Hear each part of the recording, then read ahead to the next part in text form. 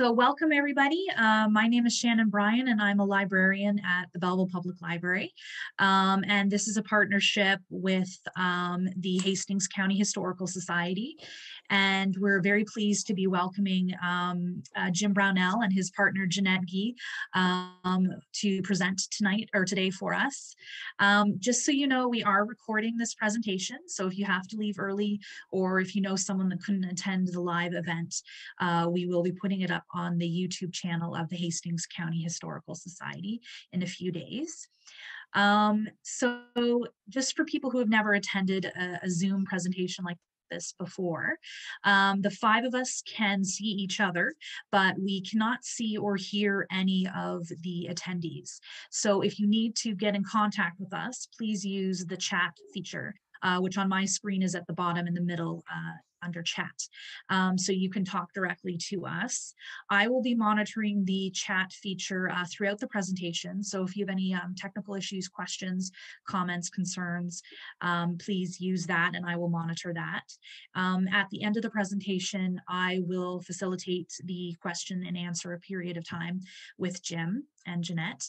And so now I'm going to hand this over to Richard Hughes of the Hastings County Historical Society, and I will see you guys in a bit. So do enjoy. Thank you, Shannon, and welcome everyone to our public presentation today. The Hastings County Historical Society is so pleased to be working in partnership with the Belleville Public Library in presenting these.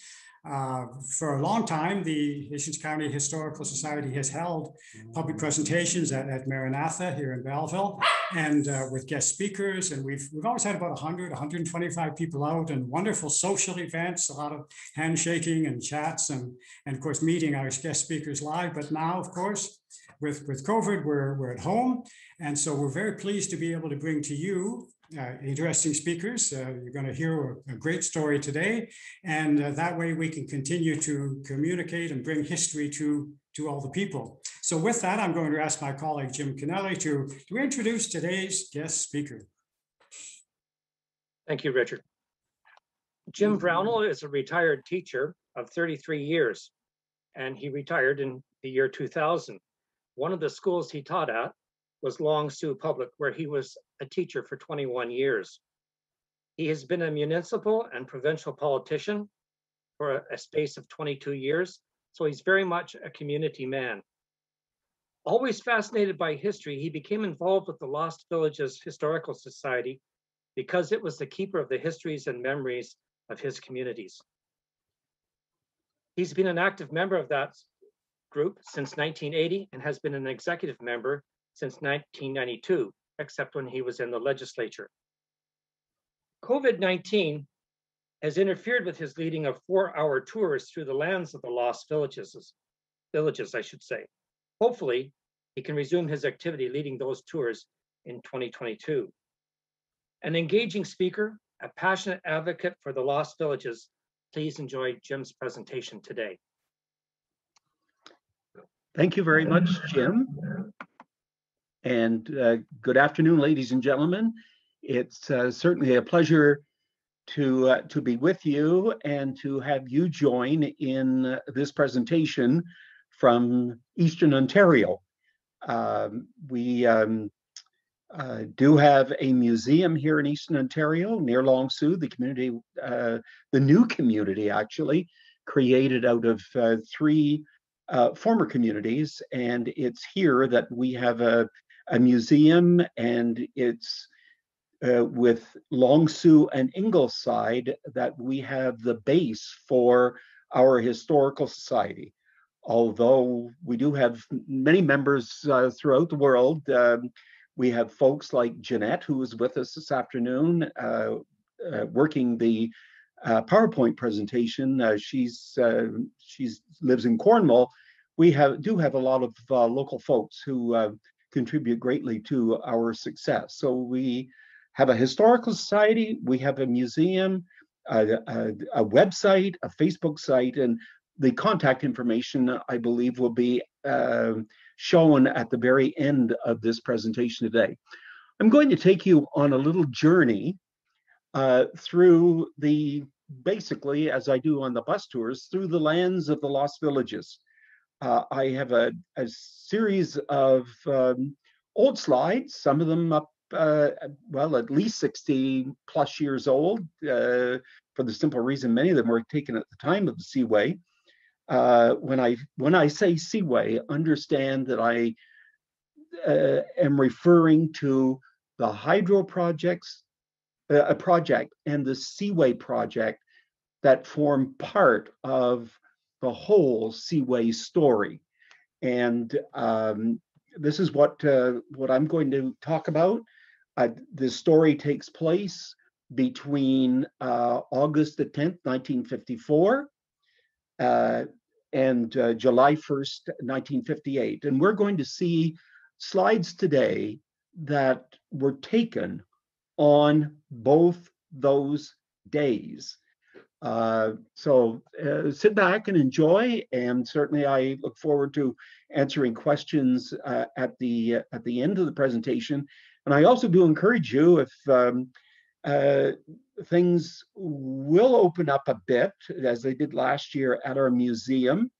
But if you take a journey to Eastern Ontario, we would love to welcome you. And certainly next year, when we get those bus tours organized again, we would love to have you join us on a Sunday for one of our Sunday bus tours through the lands of the Lost Villages. So Jeanette is... Shannon has to let me share my screen. Okay, thank you. Okay. I hope that we're ready to begin. So Jeanette, right, a glimpse of the Lost Villages. And this is what we will be seeing this afternoon. If you go to the first slide, and this slide that you're looking at it really tells the story. It tells you what I just mentioned, that it was a two-pronged project. There was a Seaway part that relates to the ship that you see in the Old Cornwall Canal, and that ship is heading, it passed Mullinet, and now it's just about at Dickinson's Landing, and it will be going through one of the locks on the old Seaway, Lock 21, which was just east of Dickinson's Landing, which is a very popular dive site today. And beyond the towpath, now that's what that ribbon of land that you see behind the ship, that's the old towpath. That's where horses in bygone days, in the 1800s, they would have pulled the bateaus, they would have pulled the boats upriver against the current using that towpath. And then in the photograph beyond, you have the Longsu Rapids. For over a century, engineers and dreamers knew that they could make power from those rapids. Certainly in the first decade of the 1900s, studies were done. They were modified in the 1920s, and then by the 1950s, we had a great project that was visualized to build one huge power dam at Cornwall to make power, and that power was created through the drop in land. Now there's a 70-foot, and I don't have it in meters, but there's a 90-foot drop between Prescott and Lancaster in the St. Lawrence River. The largest drop is in this area, and that's why you have water rushing over the huge boulders that were discovered when they had to dry up the Longsu Rapids in order to build the Longsu Control Dam. So this is a slide that really tells a story, and tells a story of a popular spot for many folks in pre-Seaway days. Over behind the masts and the chimney of the ship is an island. You can see an island there That's where we all went to enjoy Sunday afternoons, whether it be picnicking, whether it be swimming. And some of you will say, you swam near the Longsu Rapids? Well, we didn't. My family didn't, because my parents couldn't swim and we didn't know how to swim. But we certainly went and had ball games and whatnot up on that island. The island on the right-hand side, that large evergreen treed island, was Longsu Island. And that's an island that had to be split in two in order to divert the water that was flowing downriver over those rapids to the south side of the island, so that the Longsu Control Dam could be built. Next slide.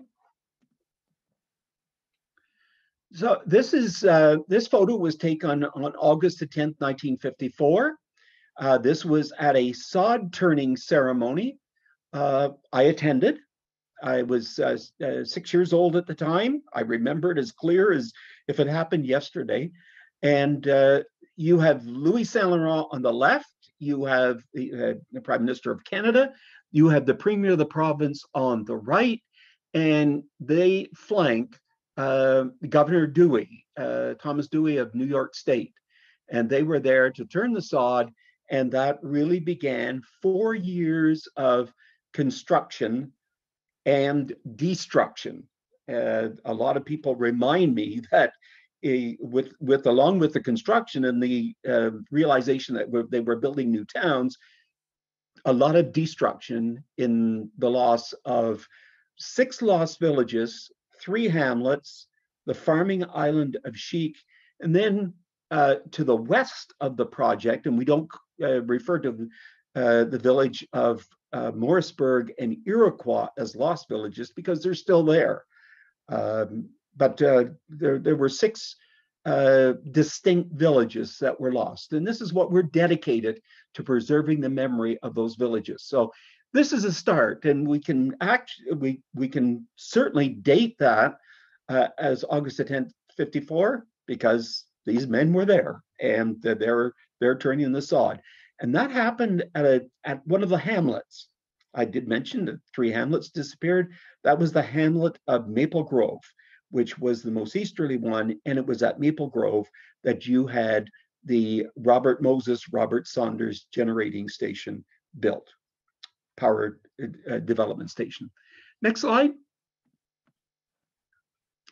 So we're going to take a journey. We left Maple Grove. Now we're coming to the west. And when I say Maple Grove today would be in the city of Cornwall.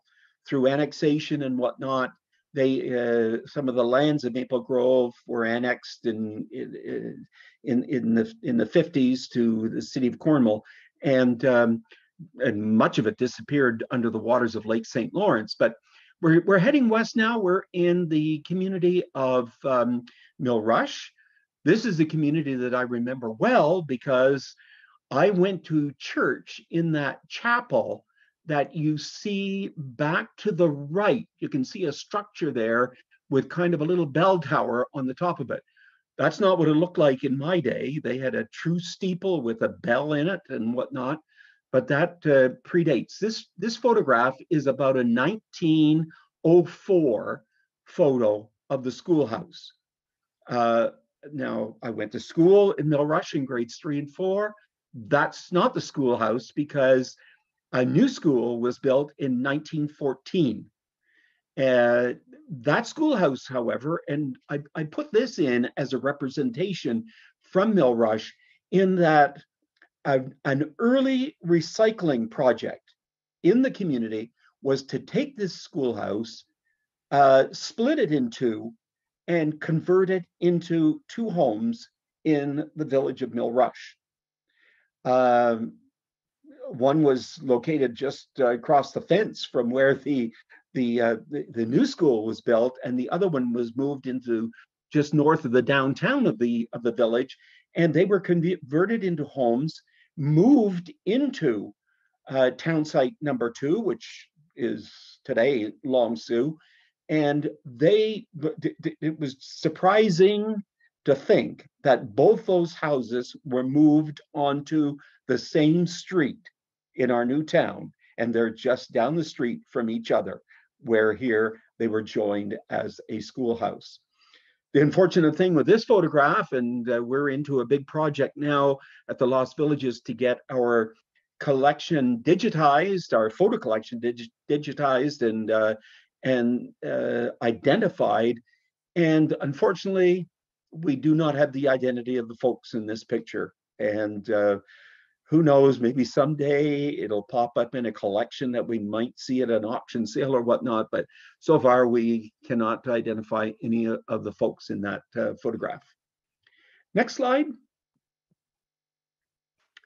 So now we move about, I would say, 2 kilometers west of Millrush was the community of Mullinet. Now, this is the community of my ancestors. This is where they received their crown grants. This is where my father was born, in this town. My father worshiped in that church you see at the bottom of the slide. My grandparents are buried in that cemetery that you see behind the church. Now, I'm going to tell you that this photograph was taken on a Sunday. The last service being held in that church was photographed. An exterior aerial photograph was taken, and the folks who had arrived in those cars were there for the last service in that church. You can see that behind the church is the capped cemetery. And when I say capped, there were many remains that were left at Mullinet. Take, for example, my grandparents, my great-grandparents, right back to my 4th great-grandparents. Their remains are still under water.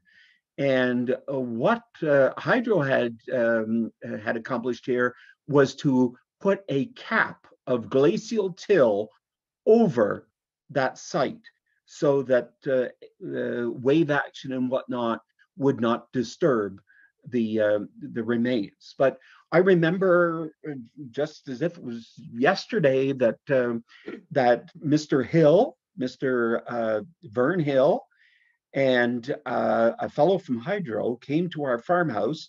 My uncle, who had relocated from Millrush into Cornwall, he came up, and they were sitting at the kitchen table. And of course, I was all ears, and I was listening. And I remember my father saying, "Our parents wanted to be buried at Mullinet. That's where they'll stay." So I know that when I look down at this picture, that my grandparents lie buried underneath the earth that was hauled in there to the cemetery. Their tombstone was moved. Now, I do want to say too that this was not the case for every family. Take, for example, the family that lived in the large white house, and it was called the White House.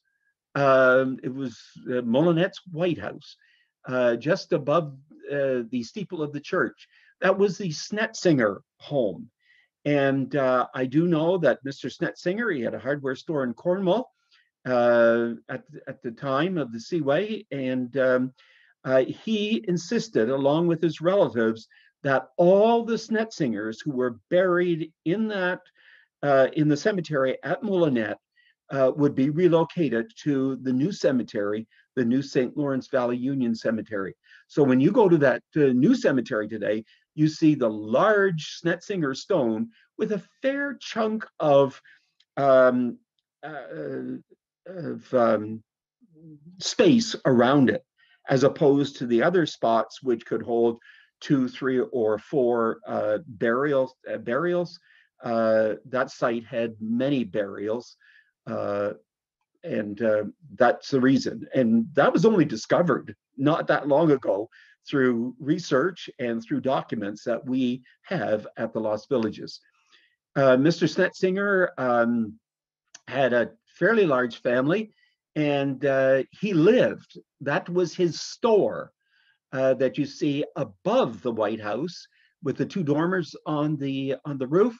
That was his store. It wasn't a Snetzinger store at the time of the Seaway. It was Mr. Brown's store, but Mr. Snetzinger lived upstairs, and that's where most of his his family were born in that structure.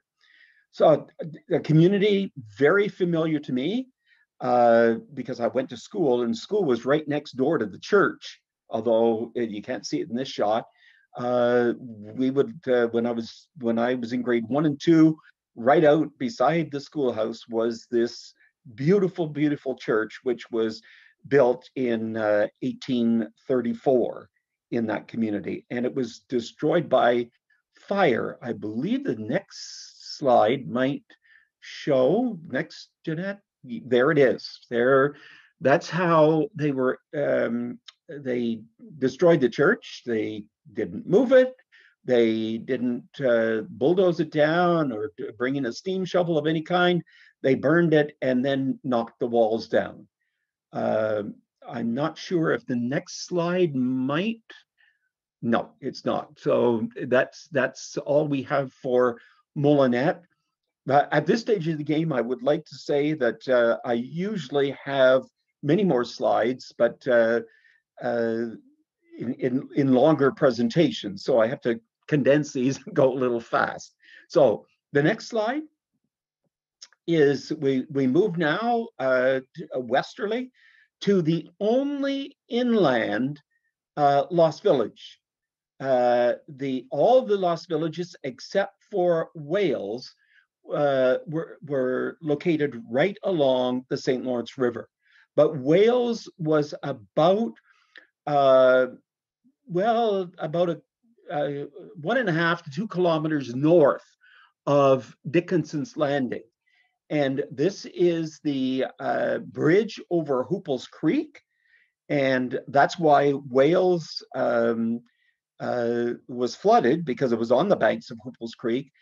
And that's why a community by 1860, a community called Dickinson's Landing Station had developed where this bridge was built, for the simple reason the railroad went through. This wasn't a car bridge. This was the Grand Trunk Railway Bridge at Wales. And this today is a very popular dive site. And the community of Wales, which had about 200 people, I believe it was, yes, 200 people at the time of the Seaway, it gained popularity in the 1860s after the Prince of Wales made a stop here. And legend has it that he stepped off the train, saw a very small community with a town that had a very long name, and it was called Dickinson's Landing Station. And he said, why does such a small town have such a long name? And when he left town, the townsfolk petitioned and were able to get their village name changed for the post office to Wales. Now, why did he stop there, the Prince of Wales? He wanted to go out the 1.5 to 2 kilometers to the St. Lawrence River to get on a steamship, one of those pleasure crafts, to take a ride down through the Longsu Rapids.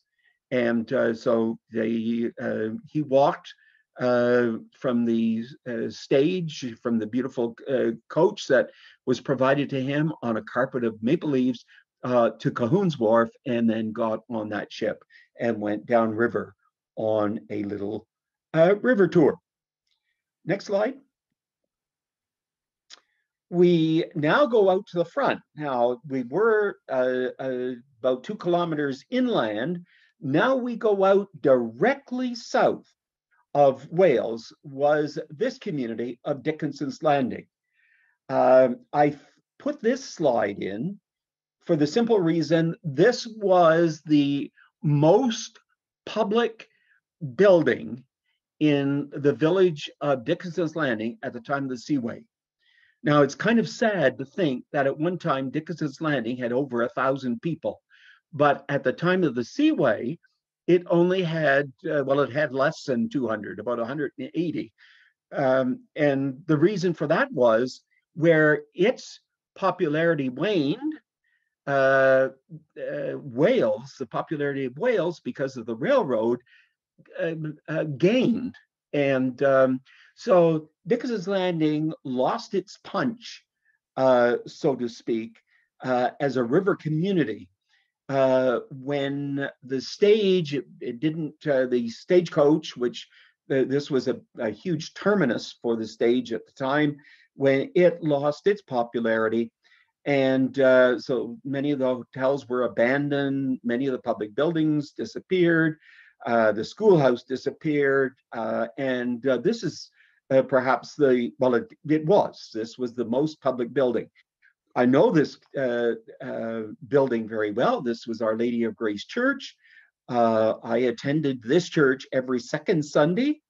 Every other Sunday we were at Millrush at St. George's Chapel, but we went to this church, attended this church every second Sunday, and it was a beautiful, beautiful church.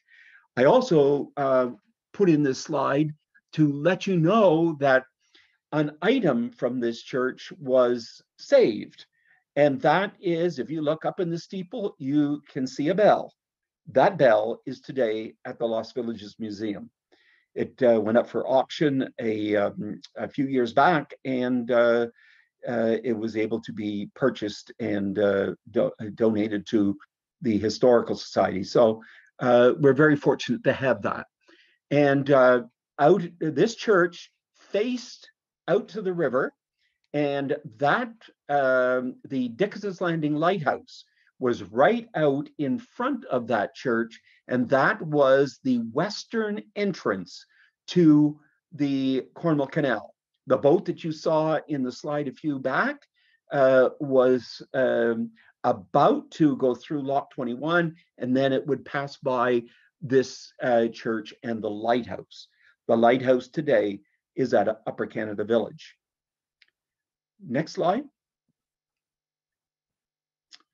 So we travel west, and we're back with Dickinson's Landing. We're on the river along Highway number 2. And the next community to the west of Dickinson's Landing was Farron's Point. Now, Farron's Point was one of the smaller communities with less than 200 people in the community. I think it was about 170 at the time of the Seaway. But this was one of the most popular buildings in the community.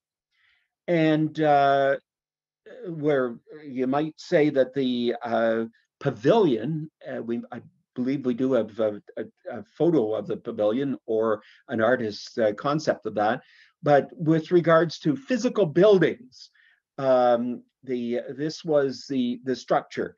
And this started out as the Kerr brothers. The 3 brothers had general stores, and this was one of the stores. The other 2 were in Ultsville and Wales, but this was the Kerr brothers general store. At the time of the Seaway, it was operated more as a confectionery and apartments for Mr. and Mrs. Moyle, operated out of this building. Known as Buckingham Palace, it had, that cupola on the top, and it had these dormers with gingerbread on them. It had beautiful, underneath the eaves, boards and whatnot. You can see the decorative over that wooden corner, and it was angled. To the right of this photograph, where you see that watermark, unfortunately that's in the picture, it wasn't stamped on the building.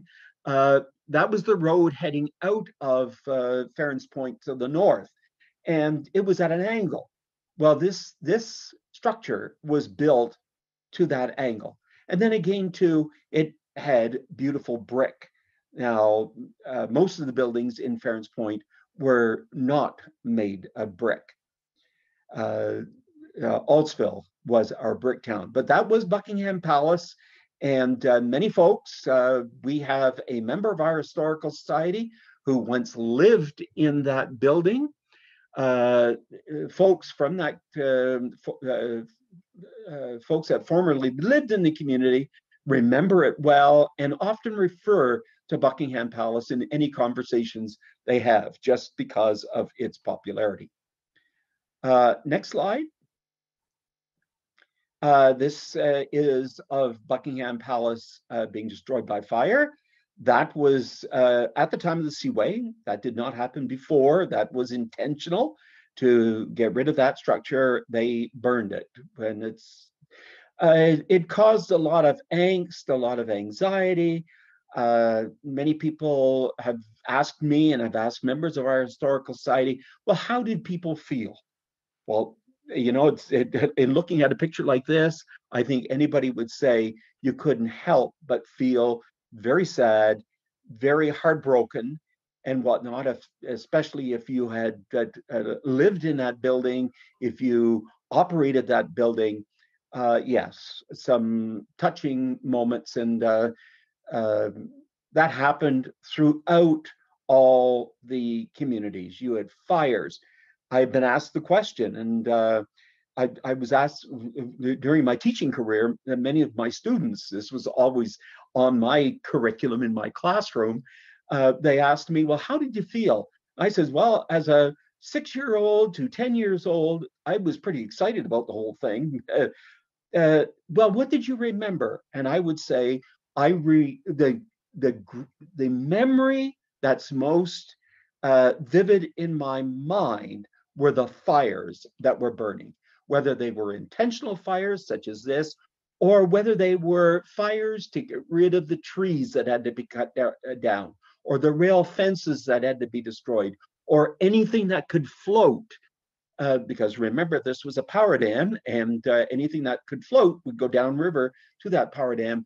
You know, there were fires all the time, and the sky was always full of smoke, and it was a sad time for all. Next slide. This is at the west end of Farron's Point, and some are probably thinking, well, how does Farron's Point, it's one of the smaller communities, have 3 images up in the display? Well, this is one of the locks. This was the first lock on the Williamsburg canal system, or it was a lock 22 in the whole system up through. But I put this in for the simple reason that building up on the hill, on the canal, on the mainland, you have the towpath again, but that building is an outdoor dance pavilion that was built by the Women's Institute, and it was a very popular place at the west end of Farron's Point. The Moyle and the Kerr Brothers store was at the east end. This is up at the west end. And if they talk about the Kerr Brothers store and Moyle store in the same conversation, they will always say, oh, do you remember the dance pavilion? Because it had a Nickelodeon, and it was deemed movable, and it was moved back to the site of the Stormont County Fair. I live in Stormont County, and we have a Stormont County Fair every year when we don't have COVID. And that structure stands at the fair site today. So a popular place. Women's Institute, a reminder that they had a strong presence in all our lost villages. Next. Now we come to the Brick Town. And you're probably saying, the Brick Town, well, I can see where that nickname comes about, because look at that picture. Almost every building in that picture made of brick. Well, that's for the simple reason the Elliott brothers had a brick manufacturing business in that community. They had the brothers came out from Ireland, set up a pottery and a brickyard, and almost all the buildings were made of brick. That's why when you go into Ingleside today, and that's that's town site number 1. Longsu was town site number 2. when you go into the town of Ingleside today and you look for Seaway homes that were relocated, there are very few from Altsville. Most of them are from Wales, Dickinson's Landing, or Farron's Point, but few from here because they were made of brick and were not stable enough to be moved. And I have to stress that there were some houses that were deemed movable because of their stability in brick, but most were not. So again, Altsville was the place of the Altsville burn, where the National Research Council came in and burned and researched and studied combustion, and that knowledge was used in smoke detectors and in the making of smoke alarms today. But this was downtown. This was at the heart of the community. You had a private family home on the left. The next building, you can see where it says Bank of Montreal, and Bedingfield's store was at the back of it, and right across the street was another general store. So Farron's Point, or Altsville, a community of 300, had enough population to support 3 general stores in that town. Bedingfield's, Defoe's, which is the one with the red roof across from the bank. And then further north, you had the Jarvis and Shaver store. So all 3 townspeople were able to make livings out of their mercantile business in those structures.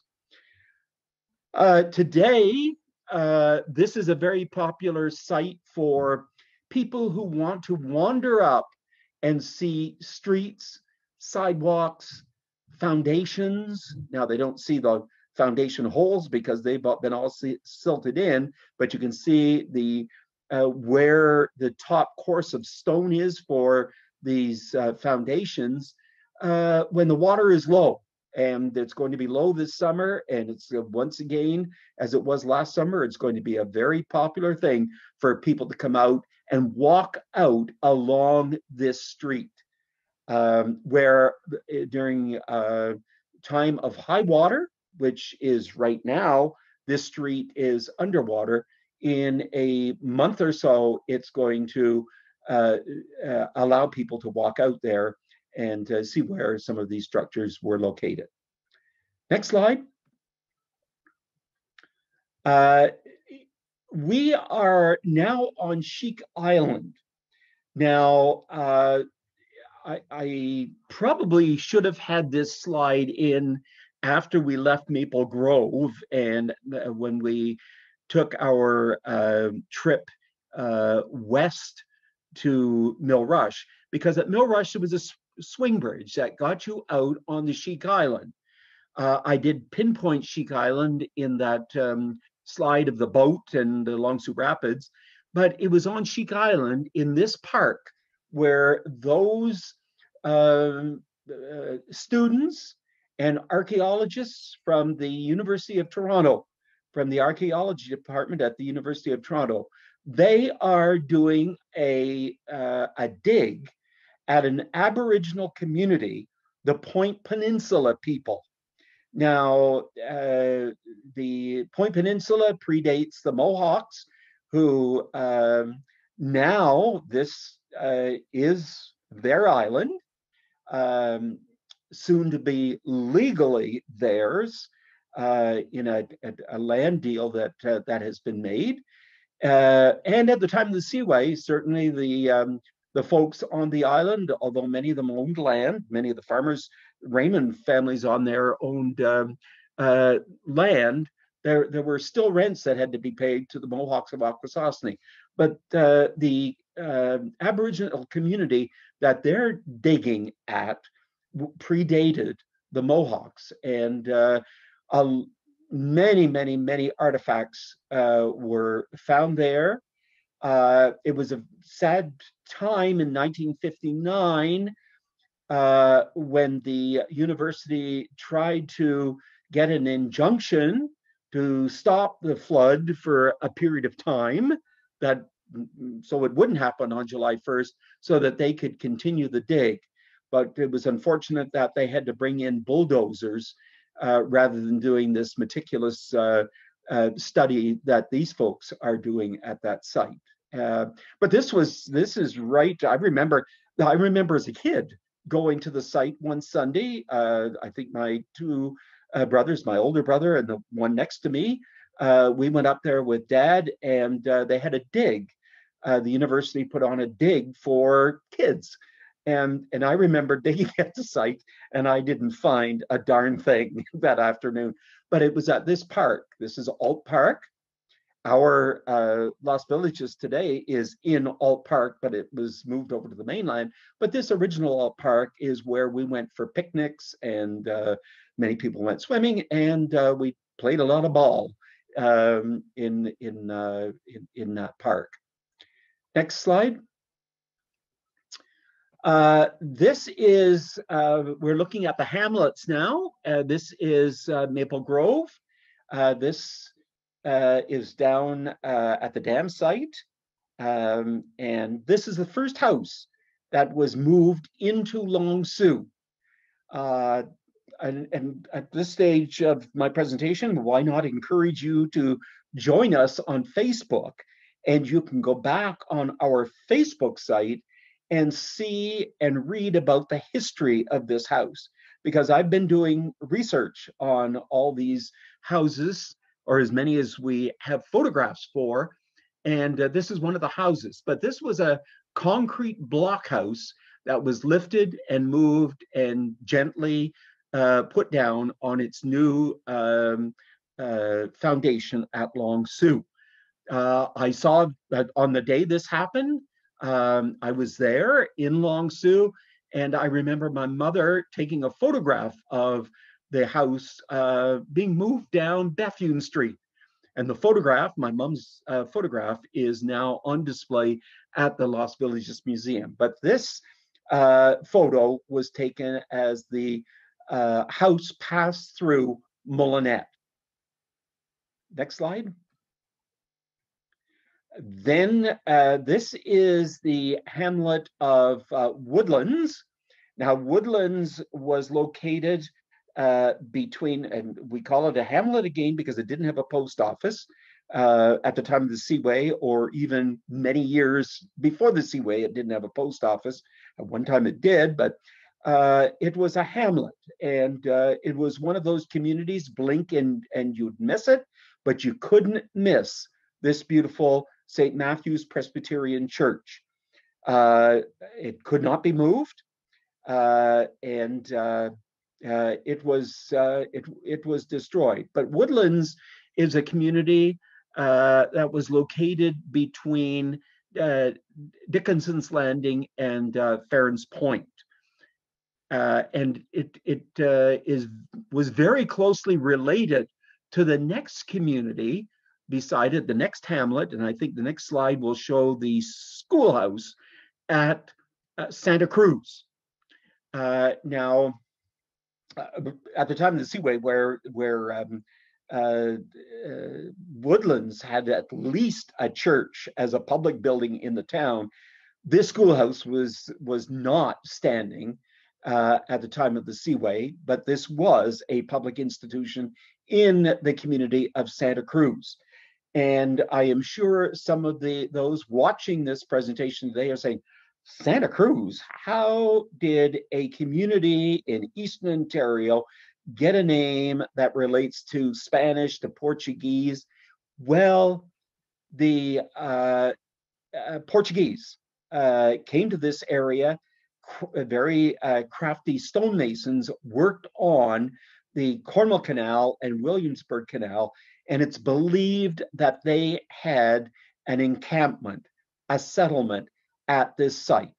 We'll never know for sure, but legend has it that they had an encampment here.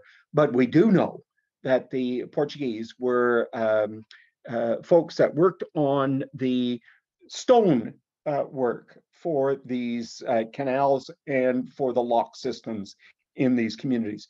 And basically, right out in front of Santa Cruz, not very far from Santa Cruz, you would have had the lock that we saw at Farron's Point, and they would have worked on that lock. Next one. So we now come to where we had Louis Saint Laurent, the Prime Minister, and Lester Pearson and Governor Dewey. This was the spectacle on July 1st, 1958, although most of us didn't see that.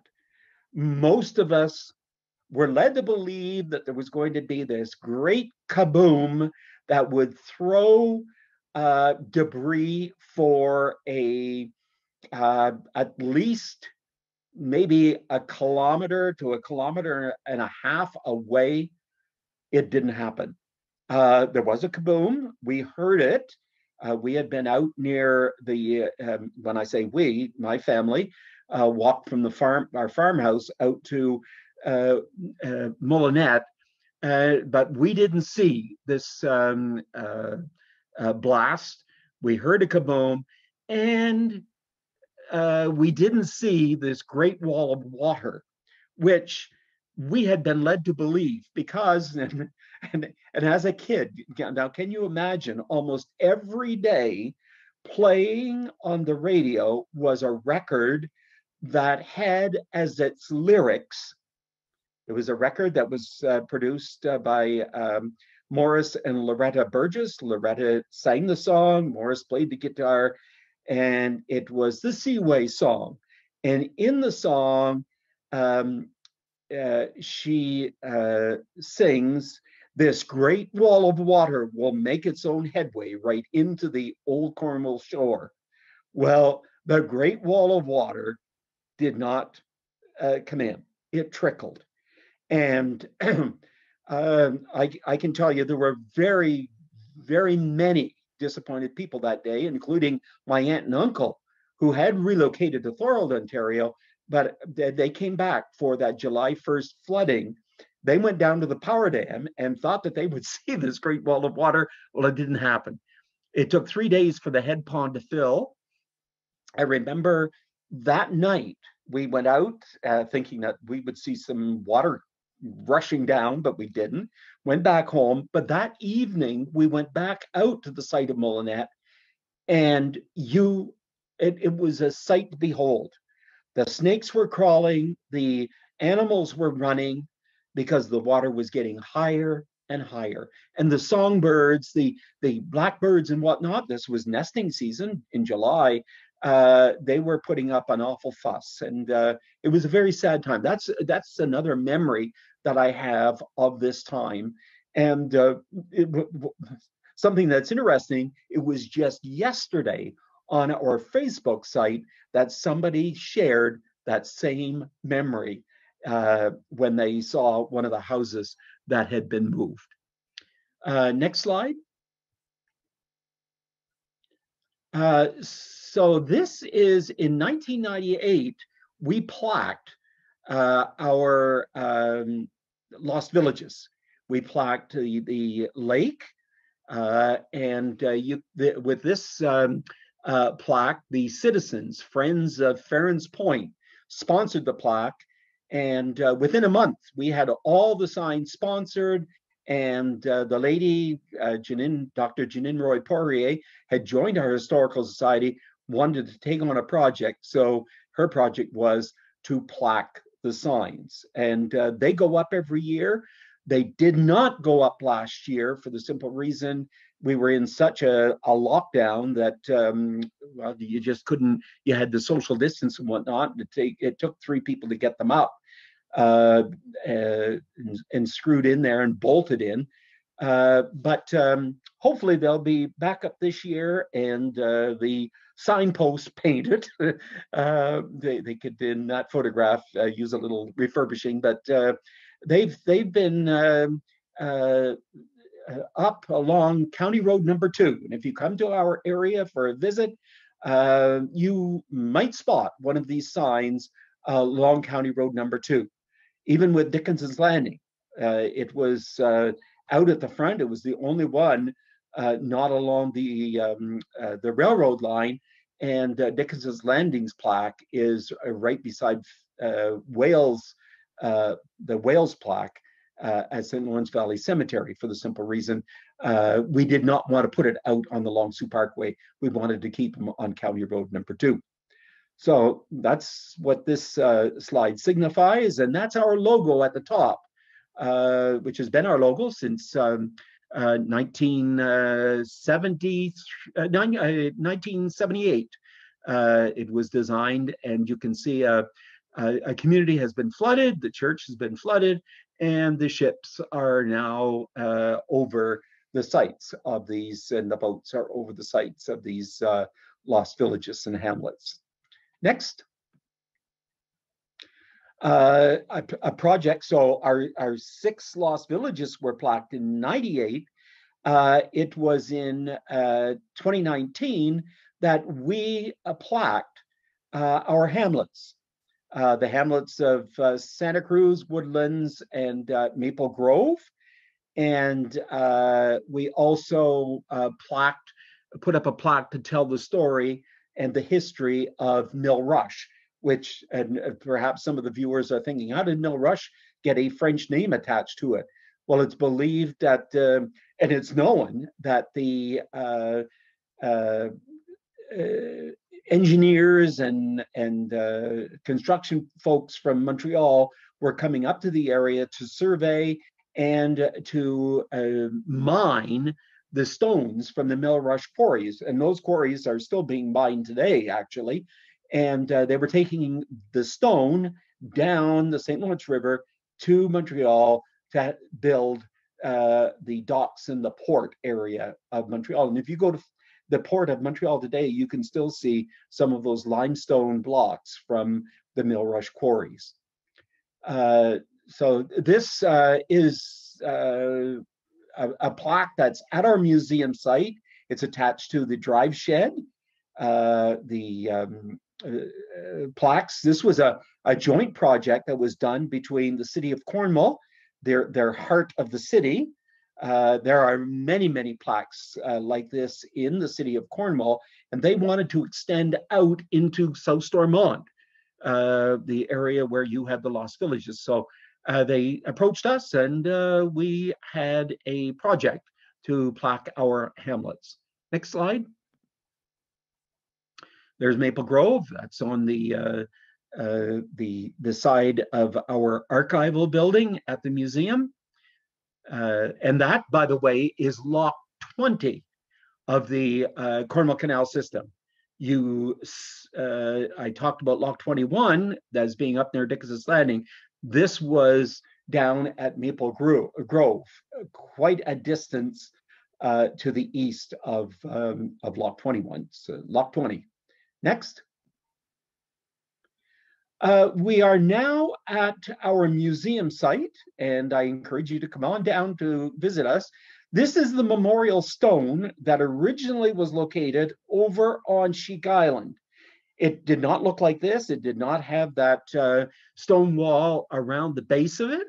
It was just a huge boulder that was out in the middle of the original Alt Park with the sign that you see on the right that was unveiled in 1914 and dedicated to Simon William Ault and his wife Caroline Brownell. And it was provided through the generosity of Levi Addison Ault, who was a millionaire, actually made lots of money, he and his brother making cheese and butter boxes, but Levi made his money in an ink company, and made lots of it. And they came back in 1959, and you can see the plaque on the left. The photograph of it is the one that was unveiled by the family in 1959. Next. This is a view at the west end of our park. You can see the Mullinet station, the blacksmith shop behind it, You can see the Ziny Hill Barbershop and the Manson Lapeer store. The store would be the hub of, and that's where most people register, and they like to visit there if they want to pick up souvenirs and whatnot. But this is at the east end of our site. Next slide.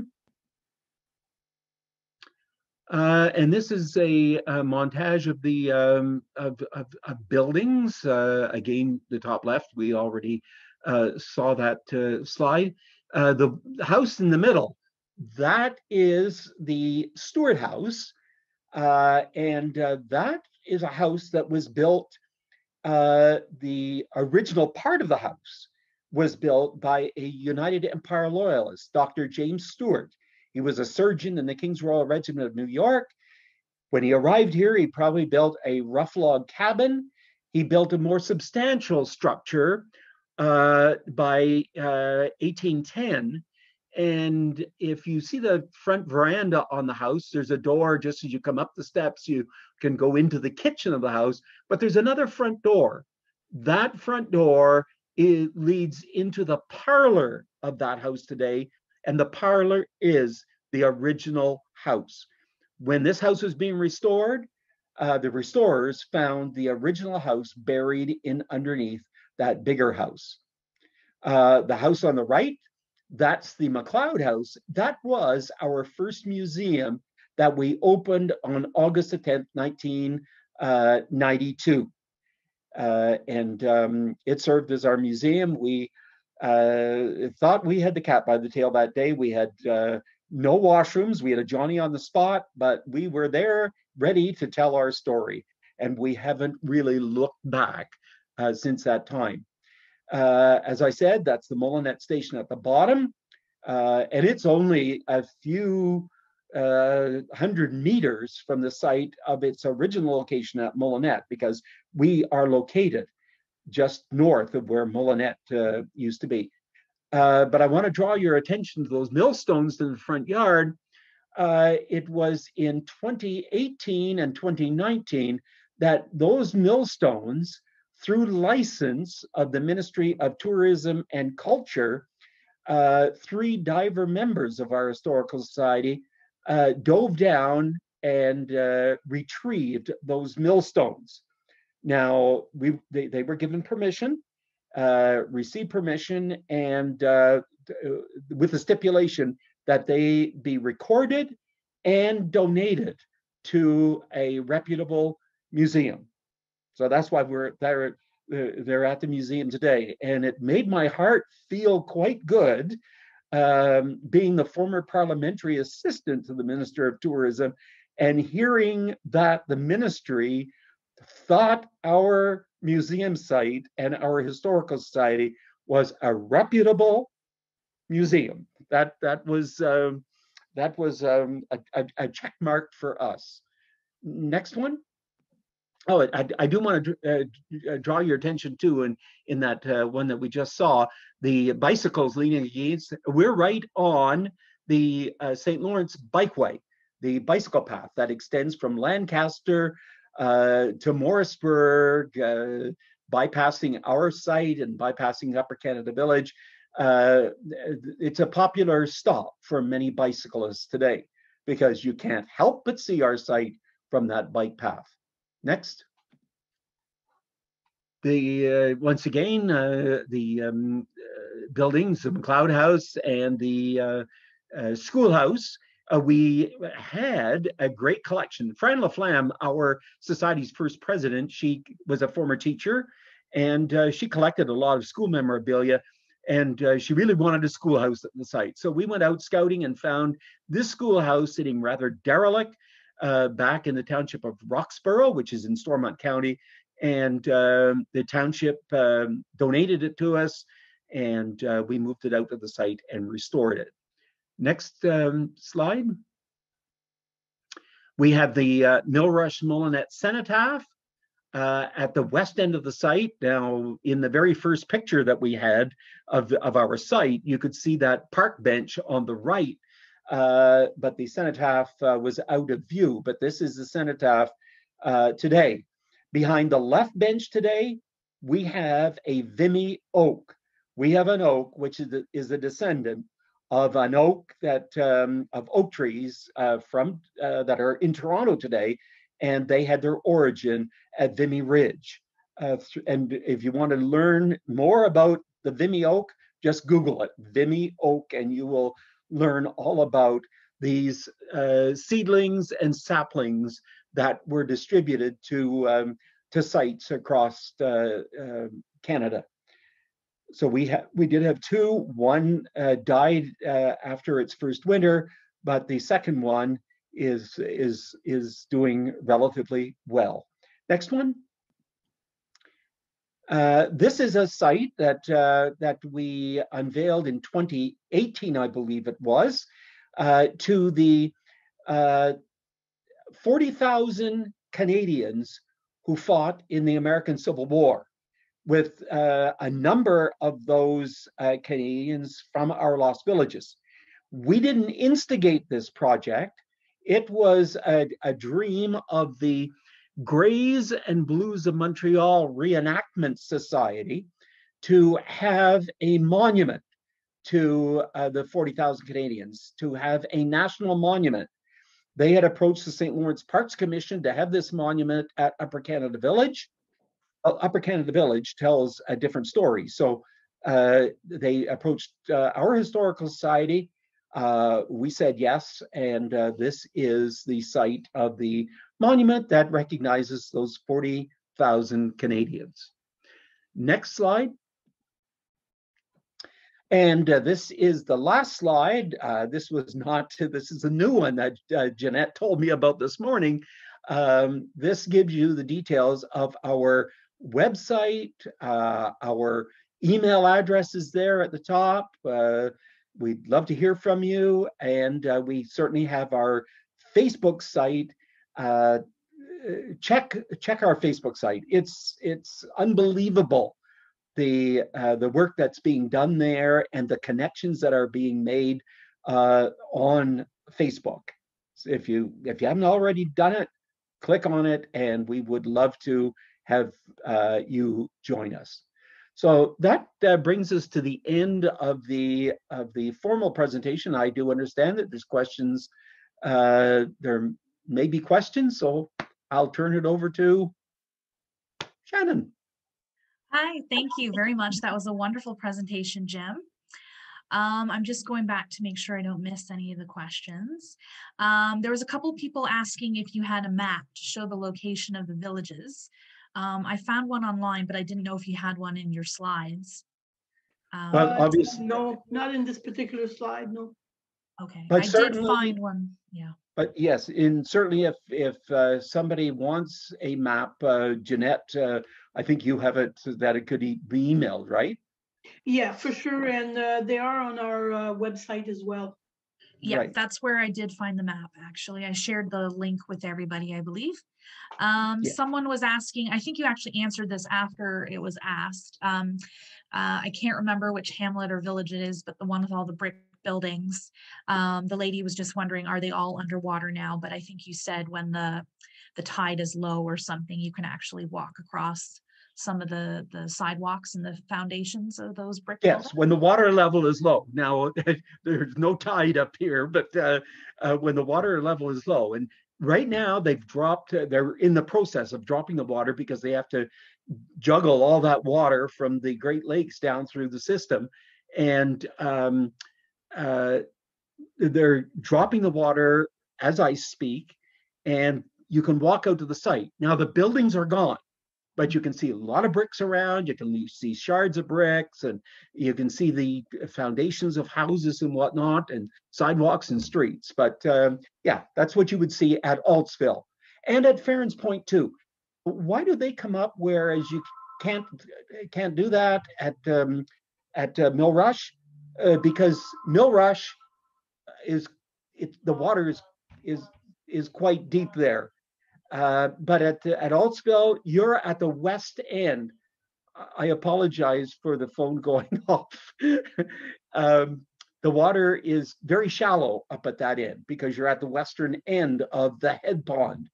And when I say head pond, there were 3 dams that were built to control 40,000 acres of water and the water rolled over 40,000 acres of land to make this head pond for the power dam at Cornwall. So the water is quite shallow up there. So that's why you can see more than down at the east end. Perfect. Yeah, so it was just the questions, I think, about the map, but I did share a link to the Lost Villages website because I see there is a map on there. Someone also shared the link to your Facebook page. So that's also been included. And I'm also going to share a link with all of the attendees right now. It's to the Hastings County Historical Society YouTube page, so that if you want to see the recording and maybe take a closer look at some of the photos, you can go there as well. Give us a few days to get the video up though. So I've just shared that YouTube link, which will take you there. Someone's asking, is there signage in Altsville to sidewalks? No. Signage in Altsville, no. The best thing to do in a situation where you would like to have sidewalks identified and where they are and whatnot is pop into the museum first, or seek out, ask for a plan of the town. We do have a plan of the town. We have a plan with all the names of the people that live there, and we would be happy to share that information if you so like to get that before you took a journey down. Okay. I always find that the best time to, although the water is starting to go down there now, and it'll probably be down just like it was last summer, although I didn't get out there, but many people shared photographs. It was always the best time to go out in the fall because they drop the water anyway in the fall for anticipating the spring runoff and whatnot. They try to keep the water at the 240 foot above sea level mark, but it can fluctuate. Not fluctuating way up over that, but it can fluctuate down and still make power at the generating station in Cornwall. You can, the best time, in my opinion, is in the fall, September into October. As a teacher, I always encourage my students to go out there and explore, and many would come back with little shards of pottery or glass. Or I remember one year a gal in the class, she had found a hammer and she wanted to donate it to the Historical Society, to our museum. Now, correct me if I'm wrong, but your museum is perhaps closed right now because of the provincial lockdown, or are they able to visit there now? Okay. Oh no, it'll open the second Monday in June is our opening date. We have just hired today our third summer student, so they're going to be starting in a couple of weeks at cleaning. That's their, over the winter, and in all these old buildings, they need touch-ups and certainly cleaning. So they're going to get things ready. Whether we can open them fully to have people go into each building, we don't know yet. But certainly people can see in the door.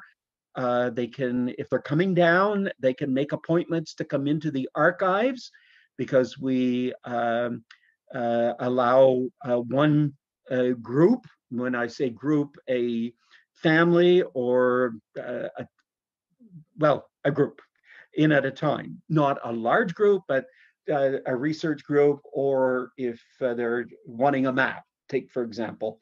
The same goes for the store. It's quite regulated because it's small, but we did all right last year, and we will do all right this year, and we encourage you to come down. Awesome. Okay, so is there any other questions that anybody would like to ask before we sign off here? Don't see any. I'll give people just a few seconds, maybe. At this moment, I'd like to thank Jeanette. I'd like to thank your Historical Society and your library, but especially Jeanette taking time out. She's one of our dedicated volunteers, and thanks, Jeanette. So somebody's just asking why they cannot see the speakers. It may be depending on your view, you may be looking at the gallery view or the speaker view, in which case you can only see the person who's actually talking. That might be in your upper right corner, Douglas. So someone's just saying, great presentation. Thank you for preserving the rich history of this area. Yeah, that's fantastic. I'm going to pass this on to Richard now, but thank you from the Belleville Public Library, Jim and Jeanette, for this wonderful and informative presentation. Off to you, Richard. Yes, thank you very much. Yes, Jim, you know, we always, in the Historical Society, we preach that our region has 1,000 stories, and every region has 1,000 stories. And for people with an inclination towards history, we just love to hear the stories. And of course, we've known about the lost villages, but now you filled us in on so many details. But certainly that portion of Eastern Ontario is just rich in history. I know the Loyalist history as we are here. So thanks for bringing it to us with the excellent pictures and the very well and smoothly presented presentation. I'm sure everyone has enjoyed it, a very, very large group. It will be on YouTube for the rest of the world to see. We have a very professional editor who's going to polish it up and make us look a bit better. So thank you, Jim. Thank you, Jeanette. Thank you very much. And we do deeply appreciate your time and the amount of work you put into this, which obviously is so dear to your heart. Thank you. Thank you very much. So I don't see any other questions, just a lot of thank yous from the attendees. Thank you very much. So I am just going to sign off, everybody. I think if I sign off, everybody will. But thank you again, and everyone have a wonderful Wednesday, and until next time.